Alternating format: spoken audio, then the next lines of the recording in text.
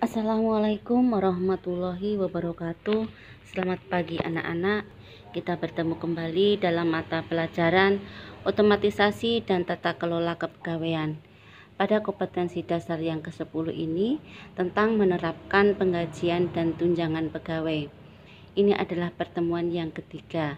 Materi yang akan kita pelajari adalah sistem penggajian pegawai. Anak-anak, silakan kalian perhatikan materi selanjutnya. 1. Pengertian sistem penggajian. Menurut Shimamura, sistem adalah seperangkat peraturan dan prosedur yang dirancang untuk memastikan bahwa tugas tertentu dilaksanakan dengan cara yang sudah ditetapkan sebelumnya. Sedangkan sistem penggajian adalah sistem pembayaran atas jasa dan tenaga yang telah diberikan pegawai kepada perusahaan. 2. Jenis-jenis sistem penggajian pegawai. A. Sistem skala tunggal. Sistem skala tunggal adalah sistem penggajian yang memberikan gaji yang sama kepada pegawai yang berpangkat sama, tanpa memperhatikan sifat pekerjaan yang dilakukan dan berat ringannya tanggung jawab yang dipikul dalam menjalankan tugas tersebut. B. Sistem skala ganda. Sistem skala ganda adalah sistem penggajian yang memberikan gaji kepada pegawai berdasarkan pangkat pegawai yang bersangkutan, sifat pekerjaan yang dilakukan, prestasi kerja yang dicapai, dan berat ringannya tanggung jawab pekerjaannya. C. Sistem skala gabungan. Sistem skala gabungan merupakan perpaduan antara sistem penggajian skala tunggal dan skala ganda. Sistem ini memberikan gaji kepada pegawai berdasarkan hal-hal sebagai berikut. 1. Pegawai yang berpangkat sama mendapat gaji pokok yang sama. 2. Diberikan tunjangan khusus kepada pegawai yang memikul tanggung jawab yang berat, mencapai prestasi kerja yang tinggi, dan sifat pekerjaan yang memerlukan pemusatan tenaga serta pikiran. Kelebihan dan kekurangan dari sistem penggajian tersebut dapat dijelaskan dalam tabel berikut. Anak-anak, kita lihat di sini apa kelebihan dan kekurangan dari sistem penggajian. Untuk sistem skala tunggal, kelebihannya sistem ini cukup dengan satu peraturan, kemudian menggunakan sistem yang sederhana. Sedangkan kekurangannya adalah penggunaan sistem ini dirasa tidak adil karena faktor risiko, tugas, tanggung jawab, dan lain-lain tidak dijadikan pertimbangan. 2.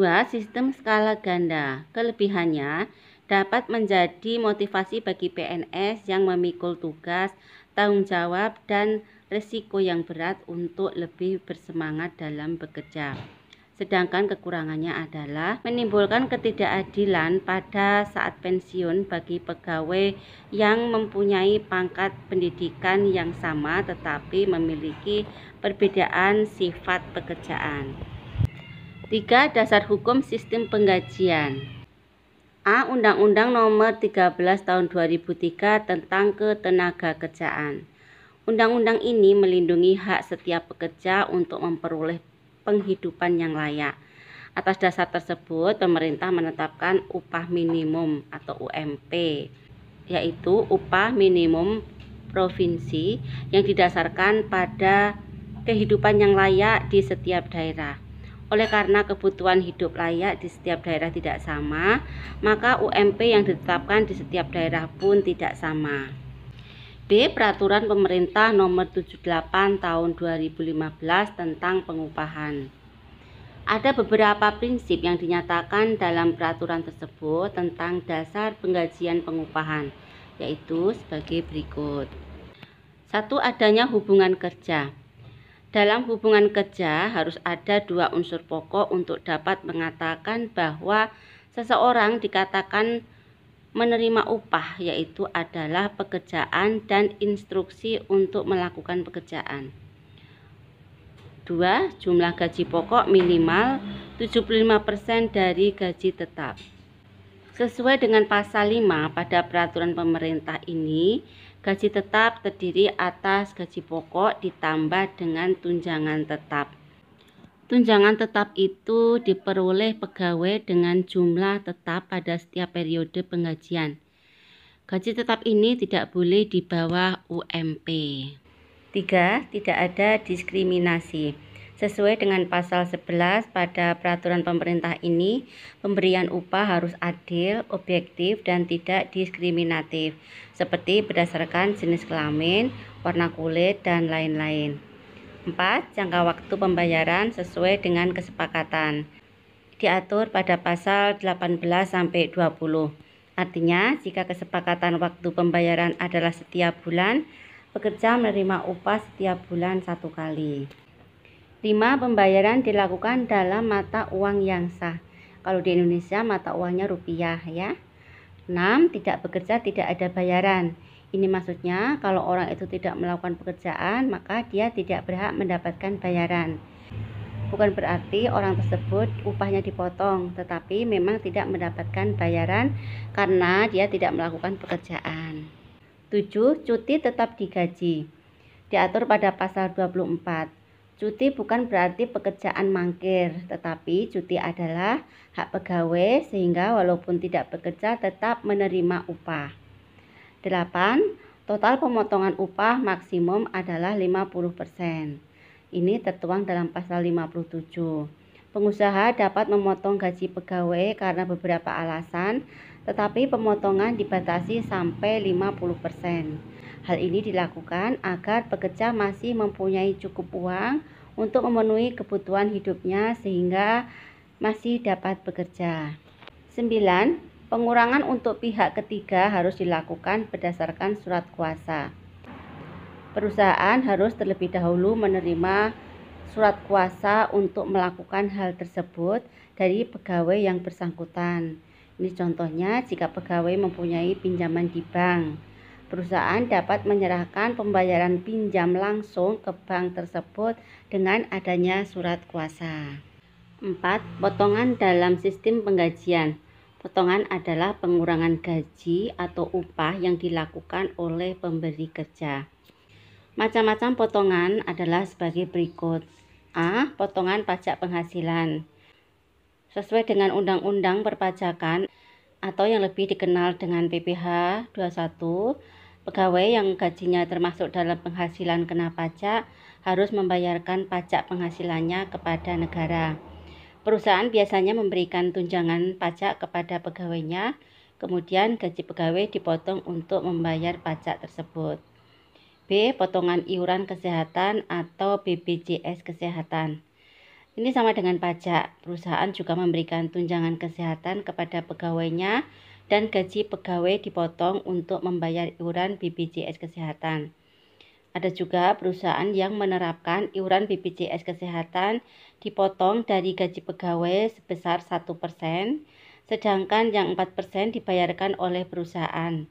Setiap pegawai akan mendapatkan kartu anggota BPJS Kesehatan.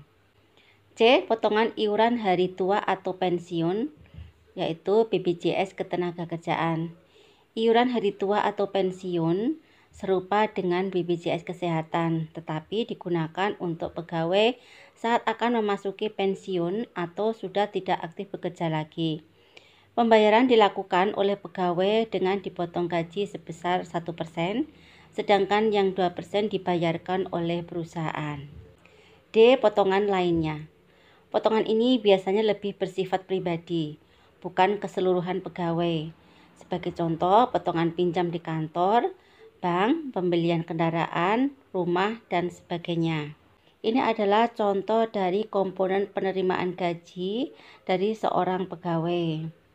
Gaji pokok 3 juta, tunjangan istri 300.000, tunjangan anak ini ada 2 sebesar 300.000, uang lembur 500.000, uang transportasi 500.000, tunjangan kesehatan 50.000, tunjangan pensiun 50.000.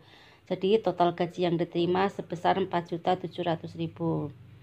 Dari gaji tersebut ada beberapa potongan, yaitu komponen pengurangan gaji, iuran BPJS Kesehatan 50.000, iuran BPJS Ketenagakerjaan 50.000, potongan Bank BRI 500.000.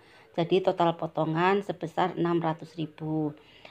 Dari contoh uraian penerimaan gaji tersebut di atas dapat disimpulkan bahwa komponen gaji yaitu total penerimaan sebesar 4.700.000, kemudian jumlah potongan sebesar 600.000, gaji bersih atau take home pay yang diterima oleh pegawai tersebut sebesar Rp4.100.000.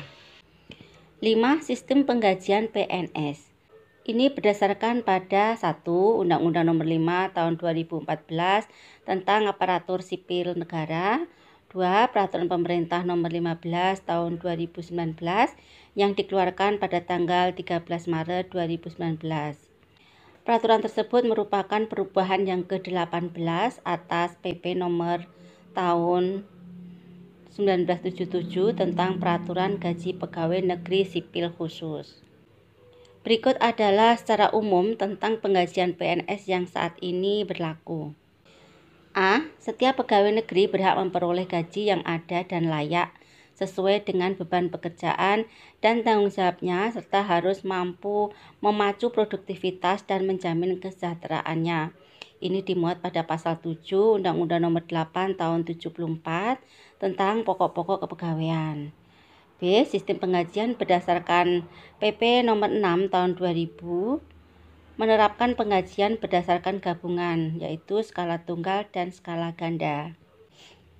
C. Gaji pokok bagi calon PNS diberikan sebesar 80% dari gaji pokok, sedangkan gaji PNS 100% diberikan berdasarkan golongan ruang yang ditetapkan untuk pangkat dan masa kerja tertentu.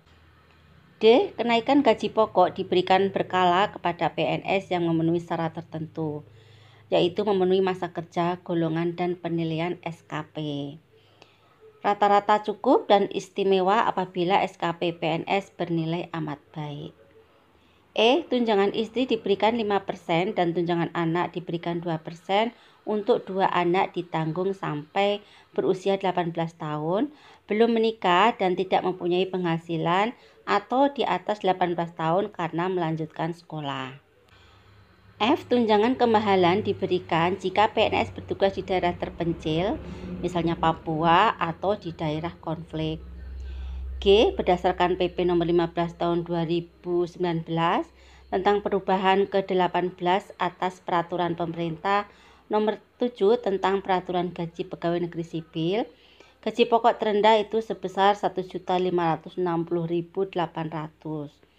Golongan 4A dengan masa kerja 0 tahun dan gaji tertinggi sebesar Rp5.901.200. Ini untuk golongan 4E dengan masa kerja 32 tahun. Anak-anak, demikian tadi materi yang Ibu sampaikan tentang sistem penggajian pegawai. Silakan kalian pelajari lebih baik lagi ya. Baik, Ibu akhiri materi pada pagi hari ini. Assalamualaikum warahmatullahi wabarakatuh. Selamat pagi.